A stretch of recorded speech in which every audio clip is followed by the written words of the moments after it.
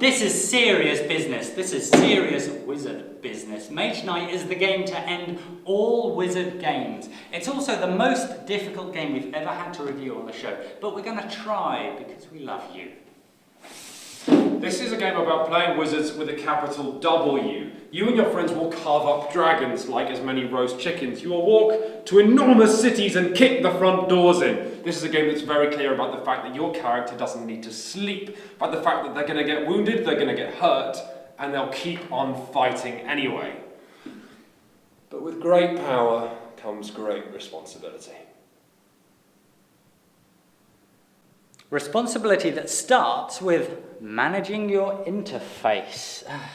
This is your character card, this is you. This is your inventory of magical crystal which you'll gulp to make your spells more powerful. These tokens represent your character level. As your level increases, you dish out more tokens, and that represents more slots for more people in your army. This is your army. These are the guys you've recruited. Up here, these are your special abilities. These are unique to your character, and you'll build your character as you go along, picking different one of these every time. For example, this lets me get free magical crystals.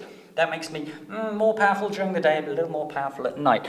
This is your deck of cards. This is your character. These are the cards that you're currently holding right now. The deck of cards is the soul of your character. It's you marching, fighting, traveling, persuading, intimidating your way across the land.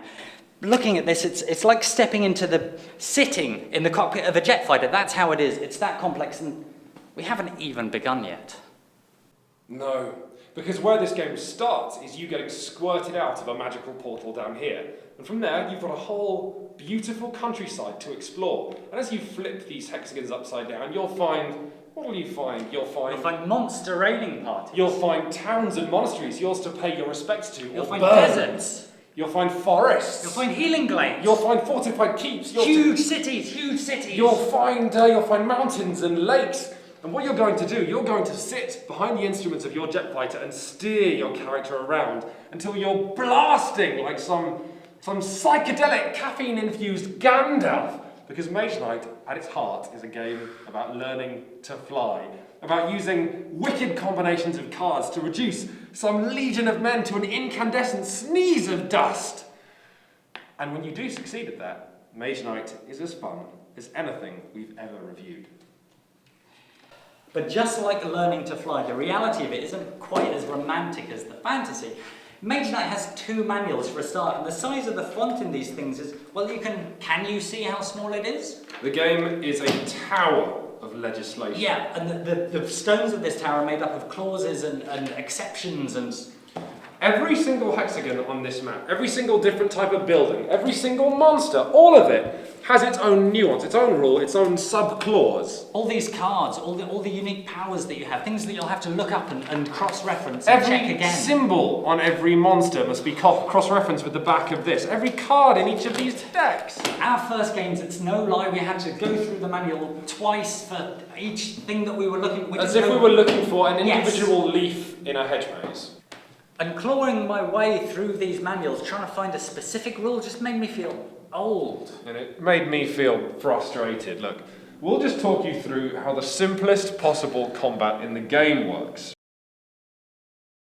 So combat is divided into 3 phases, which are 1. Ranged combat, 2. Blocking, and 3. Melee combat. So we've got our orcs here. Now first off, ranged combat. This is your opportunity to kill a monster before they even know what's going on. I've got a card here with ranged attack 3. Good, except not, because in Mage Knight, you have to do damage equal to their defense, which is this number up here. Now this says 3 defense, so you might think I can kill it, but no, because that tiny symbol next to the defense logo means physical resistance, which means I need to do double damage. We move on to blocking. Now again, you need to block all the damage or it all gets through. So I've got a card here with block 2. Okay, that's... Yeah, well, I don't have any other block cards. I have to play other cards sideways, so they each count as block 1. That's good. Now we move on to melee combat. So I can use my improvisation card. I can use my crystal to turn it into the advanced version. But then if I use rage instead, no. And I've just found out the hard way that I can't actually kill it. Right, okay, so we... How many do you want to take? Okay, there you go. Yeah. Oh, Jesus. Alright, that means he does double damage? Yep. Oh no, the fire golems don't... Oh no, they do ranged fire attack. Right, so I've got fortified, well it's fortified anyway because it's in a city, but then physical resistance, that's a fire and ice attack, poison, critical, that's swift paralyzation. Poison, if a unit is wounded because of an attack and enemy with poison, give them 2 wound cards instead of 1. If you look there, There's all the... Paralyzation, when do you discard your hand in paralyzation? I can do a ranged ice attack and a ranged fire, but the ranged ice attack will do... The ranged fire That won't... will do, no that won't do anything. Oh, if we're doing this at night, I can disintegrate and just destroy one of... I don't have the right... Alright. No, this has got... If you the look- back of this has got what some of the... If you look with the, because we're not fighting that, wait. If you use one of the mana from the pool, Yeah. then Right. then I can use, there's no more but black I- mana in the pool. But the thing is I ambushed as well, so that's +2 to my move attack and then +4 to my first block I can't... card. What I've got to do first is block. If I block with them and then I block with that... Can you block all the damage or not? No. So you need to block a total of 12 fire. If we assume we take the wounds then, and he loses swiftness, but he still has paralyzation. I can agilitize myself and then turn my move into attack, except I don't have any move cards. So. Oh, I have a move. Have we lost? No, we haven't lost. It's just all I've done is taken a lot of damage and nothing's happened.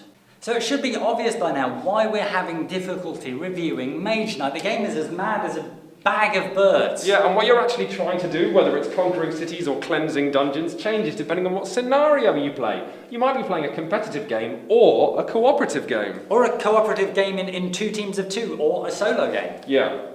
So, what we're going to call Mage Knight then is A gamer's game. If you want to play it just You for got some fun... reference cards? No, I don't... If you want to play it for fun with your friends and sit down with it's total toilet for that. The game takes at least 2 hours to learn. It takes probably 3 times that amount of time to actually get good at it. And Yeah. the early games are cross-referencing and confusion and... And you know what? I'd want at least 4 evenings with it before I think I'd feel comfortable playing against other players in a competitive way. Otherwise, when I get scalped by somebody else, I'm just going to be miserable. It's not that the rules are... I mean, yeah, they're complex. A lot of games are complex. It's that they're not intuitive. But we're going to say something else. Yeah, what I'm going to say is that, let's not give you the wrong impression, because this game is masterful design. Never mind all the high-level strategic manoeuvring that you're all doing on this board. At its heart, Mage Knight is a game of hand management. Yeah, the real challenge is presented by your deck of cards and whatever they cough up for you. Say that you wanna kick off the beards of the wizards at a local tower nearby, and then all the cards you draw are movement cards. Or you want to do anything at all, and then you draw a varied hand that has some movement and it has some combat, and how are you going to use that to make the most of it, make a real magical meal out of it? Yeah, and of course it gets more complicated than that, because every single card has a regular version and a high-level version, a souped-up version that you can use if you spend precious crystals or harness the mana off the day-night board. And of course, there are 6 different types of mana. Obviously. So as you study your cards, you think to yourself, well, I have one card that allows me to boost a second. Or perhaps I can play a card that allows me to collect mana to allow me to use the more powerful aspect of another card. And that way I can transform my turn from a failure into a success. And being able to play 1 card, 2 cards, as many cards as I like on their side for a +1 nudge, that allows me to succeed where I might otherwise fall down. Yeah, basically the game is about turning your petty patter of powers into a thunderstorm of magic. And unlike, say, Dominion, which we looked at back in episode 4, what we've got here is something that lets you do combos on your turn that play into bigger combos on the strategic map. Let's say you visit a monastery and you drop cards that let you hire illusionists, and also you get the monks to train you in blood rage. Those cards go onto your deck, and when you draw them next turn, you can use them to sack the monastery Immediately. giving you a banner of courage, an artifact the monks were holding on to. Great! One of the cool things about Mage Knight is anything you collect, you can immediately use the next turn. It doesn't disappear into your deck. And each day and night turn of the game sees you cycle your deck once. playing as many cards or holding as many as you like on your turn every turn. So a conservative, a slow, gentle player can outlast another player who burns through their deck so fast. In addition to building your character in your deck, the ultra power of abilities, the bottom halves of the cards, are often tantalizingly locked away even after you've purchased them. With the case of these, you have to play them at night. You have to spend a basic mana of the spell's colour to activate them. You also have to spend a chunk of rare black mana. But the rewards! Time bending lets you burn through your hand moving and fighting, and then pick your entire hand back up and do it again.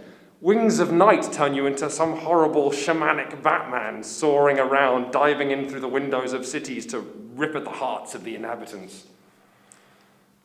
So Mage Knight might put you all in your own corner, but it's still capable of bringing the whole table together, even if it's just shared awe at somebody else's play.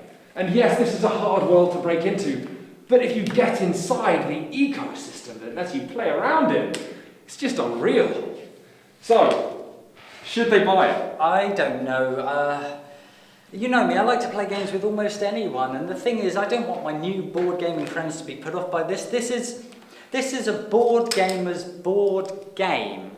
The barrier of entry is so high that I wouldn't want new people to sit down and think that gaming is all about just, looking up rules all the time and holding hands of cards to your nose with your complex plots and...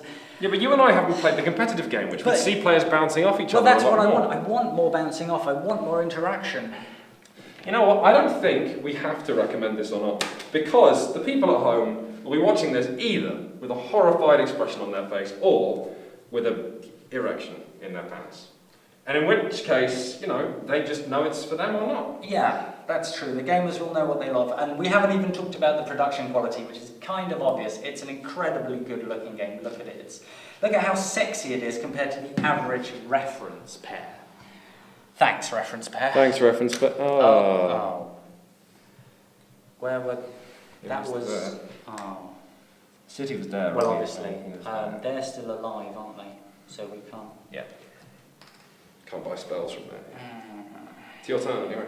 Okay, look, I've just got to... Could you pass the manual? Okay.